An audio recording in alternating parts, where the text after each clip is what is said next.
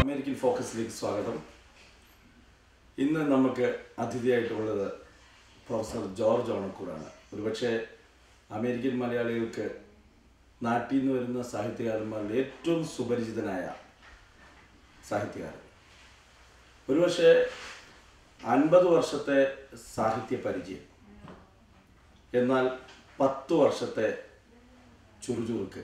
ഇതാണ് ഇപ്പോഴും ജോർജ് ഓണക്കൂർ സാറിനെ കുറിച്ച് പല മലയാളികൾക്കുള്ള അനുഭവം. അദ്ദേഹത്തിന് പ്രായമാകുന്നില്ല എന്നാണ് എല്ലാവരുടെയും ഒരു സംശയം. സ്വാഗതം. സാറ് ഇപ്രാവശ്യത്തെ എന്തായിരുന്നു ഈ വരവിൻ്റെ പ്രധാനമായിട്ടും?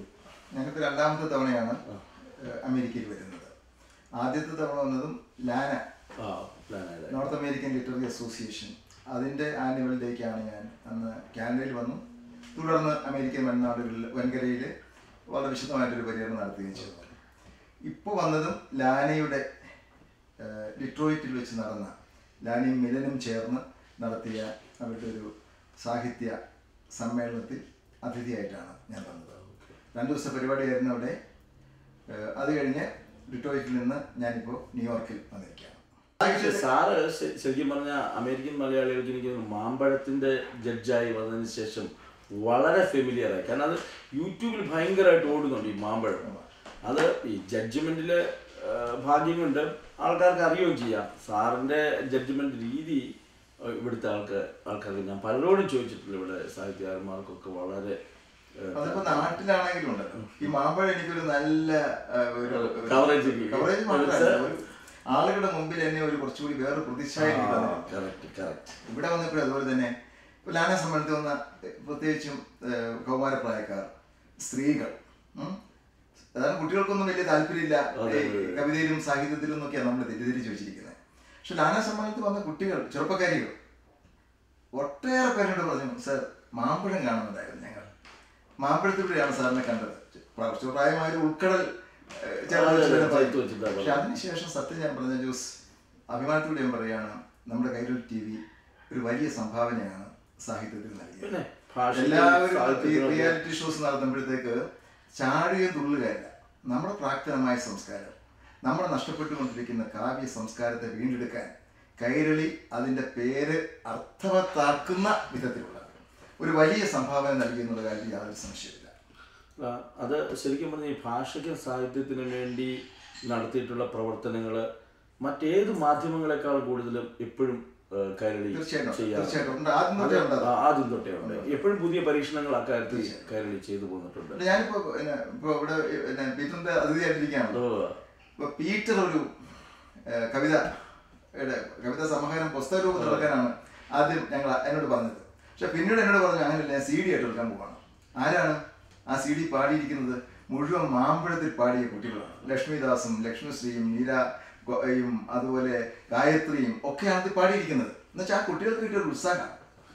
തീർച്ചയായിട്ടും പീറ്റർ അത് വളരെ ഇവിടെയുള്ള മറ്റു സാഹിത്യകാരന്മാരിൽ നിന്ന് വ്യത്യസ്തമായിട്ട് പീറ്ററിന്റെ പ്രത്യേകത എന്ന് വെച്ചാൽ, സാധാരണ ഈ അമേരിക്കയിൽ വന്നിട്ടുള്ള സാഹിത്യകാരന്മാർ പലരും ഈ നാട്ടിലെത്തിക്കഴിഞ്ഞാൽ ഇവിടുത്തെ സമ്പത്തിൻ്റെയും ആ ഒരു സൗകര്യങ്ങളുടെയും ലോകത്തിൽ നിന്ന് നാടിൻ്റെ ആ പഴയ ജീവിതം, കഷ്ടപ്പാട് അതെല്ലാം മറക്കും. പക്ഷെ പുള്ളി ഇപ്പോഴും ആ ഒരു സാധാരണക്കാരനെ കുറിച്ചുള്ള ഒരു ചിന്ത പുള്ളിയുടെ നമ്മുടെ ഒരു ഫിലോസഫി ഉണ്ട്, പ്രത്യയശാസ്ത്രത്തിന്റെ ബലമുണ്ട്.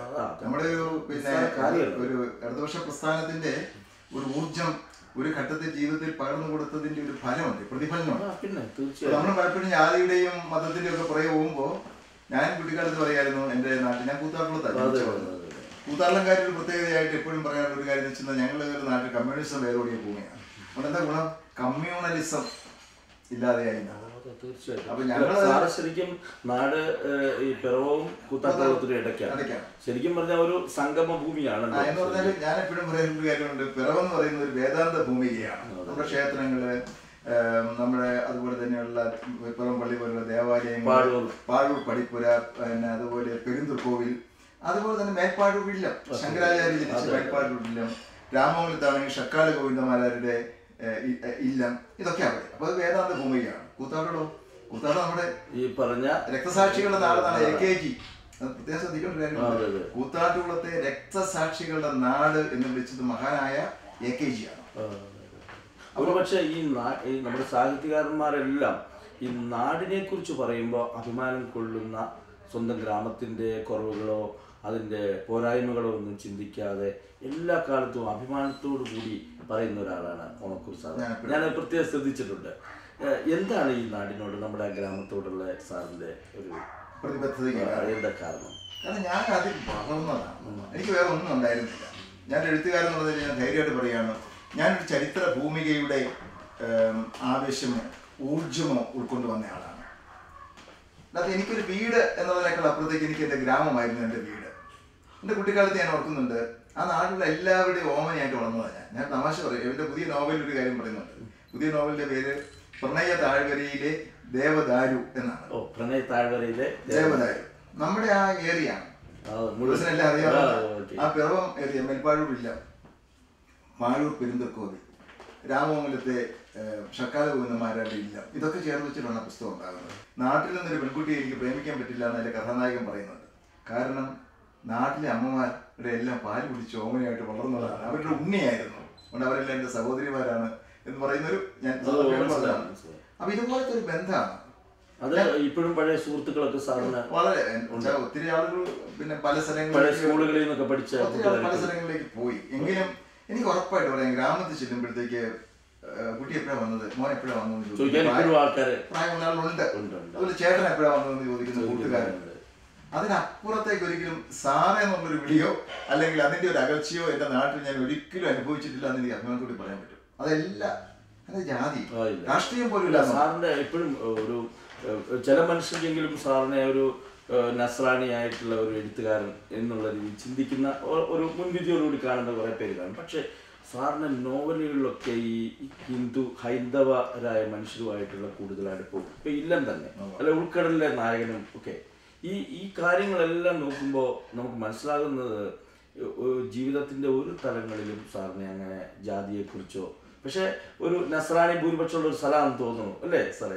അങ്ങനെ പറയാൻ പറ്റില്ല, ചിന്തിച്ചിട്ടില്ല. പൊതുവെ അത്തരത്തിലുള്ള ഒരു ചിന്ത സാറിന്റെ ജീവിതത്തിൽ ഉണ്ടായിട്ടില്ല. എനിക്ക് ഒരിക്കലും ഇല്ല, എന്റെ ജീവിതത്തിൽ ഒരിക്കലും ഇല്ല. കാരണം ഞാൻ കുട്ടിക്കാലത്ത് വീട്ടിൽ വേദോത്സവം വായിച്ചെങ്കിൽ അമ്മ അത്താഴം തരുമായിരുന്നു, എല്ലാവരും വായിക്കണം. പക്ഷെ ഒരു ദിവസം ഞാൻ വേദോത്സവം വായിച്ചുകൊണ്ടിരിക്കുമ്പോഴേക്കും അടുത്ത വീട്ടിൽ നിന്നൊരു പാട്ട് കേട്ടു. അപ്പൊ എന്റെ ഗ്രാൻഡ് മദർ, എന്റെ അമ്മ എന്ന് പറയുന്നത്, അമ്മ പറഞ്ഞു മോനെ നിർത്തിക്ക് ഒന്ന് കേൾക്കാൻ പറഞ്ഞു. അപ്പൊ കേട്ടപ്പോ എന്താന്ന് മനസ്സിലായില്ല. പക്ഷെ പിന്നീട് മനസ്സിലായത് അവിടെ താമസമാക്കിയ മലയാള മാഷയുടെ മോള് രാമായണം വായിക്കുകയായിരുന്നു എന്ന് മനസ്സിലായത്. അപ്പൊ എന്റെ അമ്മ പറഞ്ഞു, നാളെ തൊട്ട് ആ പാട്ട് കഴിഞ്ഞിട്ട് മതി നമ്മുടെ പ്രാർത്ഥന എന്ന് പറഞ്ഞു വന്നേക്ക്. അതുപോലെ പിറവത്ത് വലിയ ദൈവമാതാവിന്റെ പള്ളിയാണ്, അവിടെ പോകുമ്പോഴത്തേക്ക് കുരിശ് വരയ്ക്കണമെന്ന് അമ്മ പഠിപ്പിച്ചിട്ടുണ്ട്. അപ്പൊ തൊട്ടടുത്ത് ഭഗവതി ക്ഷേത്രമുണ്ട്. അമ്മയോട് ഞാൻ ചോദിച്ചു അവിടെ ചെല്ലുമ്പോൾ എന്ത് ചെയ്യണം? അവിടെ ചെല്ലുമ്പോഴും മോൻ കുരിശ് വരച്ചു, അത്രേ ഉള്ളൂ എന്ന് പഠിപ്പിച്ച ഒരു പാരമ്പര്യം എന്റെ രക്തത്തിൽ ഓടിയിട്ടുണ്ട്. ഒരു മതസൗഹാർദ്ദമല്ല, അതിനൊക്കെ അപ്പുറം നിൽക്കുന്ന എന്തോ ശരിക്കും ശങ്കരാചാര്യ നാടല്ലേ, അദ്വൈതമല്ലേ, സൃഷ്ടാവും സൃഷ്ടിയും എന്നുള്ളത് മാത്രം. പക്ഷെ എനിക്ക് അദ്ദേഹത്തിന്റെ ചില അനുഭവം ഉണ്ടാകാറുണ്ട്. ഞാൻ എറണാകുളത്തൊരു സാരിക്കടയിൽ പോയി എന്റെ ഭാര്യയ്ക്കൊരു സാരി വാങ്ങിച്ചു. താഴെ നിന്ന കുട്ടി എന്നോട് ചോദിച്ചു, ഡെലിവറി കൗണ്ടറിൽ നിന്ന കുട്ടി, are you Christian or A Hindu എന്ന് ചോദിച്ചു. എന്താ അങ്ങനെ ചോദിച്ചത്? എന്നുവെച്ചാൽ ഈ കോംപ്ലിമെന്റ്സ് തരാൻ വേണ്ടി. ക്രിസ്ത്യാനിയാണെങ്കിൽ ഉണ്ണിയേശുവിന്റെയും ദൈവമാതാവിന്റെയും ഒക്കെ മറ്റാണെങ്കിൽ കൃഷ്ണന്റെയും ശ്രീ പരമേശ്വരന്റെ ഒക്കെ. സാറിന്റെ ഈ നോവലുകളല്ല, ഒരുപക്ഷെ ഒട്ടൊക്കെ നോവലുകളും സാറിന്റെ ഗ്രാമവും അവിടുത്തെ സൗഹൃദവും അവിടുത്തെ ചിന്തകളും, ഇപ്പൊ അവസാനത്തെ നോവലിന്റെ കാര്യം സാർ പറഞ്ഞു. ഇങ്ങനെയൊക്കെ മുമ്പോട്ട് പോകുമ്പോൾ ഏറ്റവും കൂടുതൽ സാർ സാംശീകരിച്ച് എഴുതപ്പെട്ട പുസ്തകങ്ങളാണ് എന്ന് വെച്ചാൽ സാറിന്റെ കോളേജ് ജീവിതമാണോ അതെയോ? രണ്ട് വിഷയം എനിക്ക് ആദ്യം എഴുതാനുണ്ടായിരുന്നുള്ളൂ. ഒന്ന് എന്റെ ഗ്രാമമാണ്. ആ ഗ്രാമത്തെയാണ് അകലെ ആകാശം പോലുള്ള നോവലാണ്. ഇല്ലത്തിൽ അതുപോലെ തന്നെയാണ്. എനിക്ക് അവാർഡ് കിട്ടിയ ഇല്ലത്തിലും കേരള സാഹിത്യ അക്കാദമി അവാർഡ് കിട്ടിയ ഇല്ലത്തിനാണ്. ഇല്ലത്തിൽ എന്താണ് ഭൂപരിഷ്കരണ നിയമം. ഒരു തകഴ്ചയുടെ ഒക്കെ നോവലിൽ രണ്ടുപേരും പറയുന്നുണ്ടല്ലോ, കൃഷിഭൂമി കർഷകർക്ക് എന്ന് പറയുന്നുണ്ട്. നമ്മുടെ ആദ്യത്തെ മന്ത്രിസഭ വന്നപ്പോൾ EMന്റെ മന്ത്രിസഭ വന്നപ്പോഴേക്ക് അന്ന് കാർഷിക ബന്ധ നിയമം പാസ്സാക്കി. കൃഷിഭൂമി കർഷകരുടെ കയ്യിലേക്ക് എത്തി. പക്ഷെ കൃഷിഭൂമി പൂർണ്ണമായിട്ട് കർഷകരുടെ കയ്യിൽ എത്തിയില്ല. അതിനിടയിൽ നവ മുതലാളിത്തം വളർന്നു വന്നു. അതിനെ അടയാളപ്പെടുത്തുന്ന പുസ്തകമാണ് എന്റെ ഇല്ലം എന്ന് പറയുന്നത്. അത് ഗ്രാമത്തിന്റെ ഒരു പ്രകൃതിയാണ് ശരിക്കും പറയുമ്പോൾ. 1979 എഴുതി, 80 എനിക്ക് അവാർഡ് കിട്ടി. പിന്നെ ഒന്ന് എന്റെ ക്യാമ്പസ് ആയിരുന്നു. ഞാൻ പ്രവർത്തിച്ച കോളേജ് ക്യാമ്പസ് ഉൾക്കാല അധ്യാപകനായിരുന്നു. ഒരുപക്ഷെ ഉൾക്കടലായിരുന്നിരിക്കുന്ന ആദ്യത്തെ ക്യാമ്പസ് എന്നാണ് പറഞ്ഞു കേട്ടിട്ടുണ്ട്. പക്ഷെ അപ്പൊ ഉൾക്കടല് ക്യാമ്പസ് നോവലാണ്, ഫസ്റ്റ് ക്യാമ്പസ് നോവലാണ്. അപ്പൊ രണ്ട് വിഷയം ഉണ്ടായിരുന്നു. സിനിമയും ആദ്യത്തെ സിനിമ എന്ന് വേണേൽ പറയാം. ബേസിക്കലി ഈ സാറിൻ്റെ ഈ നോവലുകളുടെ പശ്ചാത്തലത്തിൽ സാറിന് ഏറ്റവും സാർ പലതും പരീക്ഷിച്ചിട്ടുണ്ട് എന്ന് നമുക്കറിയാം. എല്ലാം തന്നെ നല്ല വായനക്കാരെ ഉണ്ടാക്കിയിട്ടുണ്ട്. നോവലും ചെറുകഥയും യാത്രാവിവരണവും ഒക്കെ പ്രഭാഷണങ്ങളും ഒക്കെ. സാറിനെ എന്ന് പറഞ്ഞ ഒരാൾ, ഒരു സാഹിത്യകാരൻ ആരാകാനാണ് സാർ? നോവലിസ്റ്റ് ആയിട്ടാണോ, ഷോർട്ട് സ്റ്റോറി നോവലിസ്റ്റാണ്? ഒരു സംശയമില്ല എനിക്ക് പറയാൻ പറ്റും. ബാക്കിയുള്ള എല്ലാം സപ്ലിമെന്റ് ചെയ്യണം. ഒരു മോനങ്ങളുടെ നാട്ടിൽ എന്ന് പറയുന്ന ഒരു അപ്പോ MT വാസു നായർ അതിനെ കുറിച്ച് പറഞ്ഞു, ഓണക്കൂറ് പിന്നെ യെരുശലേമിൽ പോയത് പ്രാർത്ഥിക്കാനല്ല, തന്റെ നോവലിന് കരുക്കൾ തേടിയിട്ടാണ് പോയത് എന്ന് അതിനകത്ത് എഴുതിയിട്ടുണ്ട്. യെരുശലേമിനെ പശ്ചാത്തലമാക്കിക്കൊണ്ട് ബൈബിളിനെ ഒന്ന് പുനർവായിക്കാനുള്ള ശ്രമമായിരുന്നു നടത്തിയത്. അതിന്റെ ഫലമാണ് എന്റെ ഹൃദയത്തിൽ ഒരു വാൾ, the sword in the soul എന്ന് പറയുന്നത് ഇംഗ്ലീഷിൽ വന്നിട്ടുണ്ട് ആ പുസ്തകം. അപ്പോൾ ഒരുപക്ഷെ എനിക്കങ്ങനെ പറയാമെന്ന് എനിക്കറിയില്ല, എങ്കിലും ഒരു വികാരപരമായിട്ട് പറയാൻ ഞാൻ ഇഷ്ടപ്പെടുന്നു. പാറപ്പുറം ബൈബിളിന്റെ ഓൾഡ് ടെസ്റ്റമെന്റ്, പഴയ നിയമം ഉപയോഗിച്ചുകൊണ്ട് മനോഹരമായ പുസ്തകം എഴുതി, അരനാഴിക നേരം. ബൈബിളിന്റെ പുതിയ നിയമം ഇതുവരെ പലരും പലതും എഴുതിയിട്ടുണ്ടെങ്കിലും ഒരു ഗൗരവമുള്ള സാഹിത്യ രൂപത്തിന് വിധേയമായിട്ടില്ല എന്നാണ് ഞാൻ വിശ്വസിക്കുന്നത്.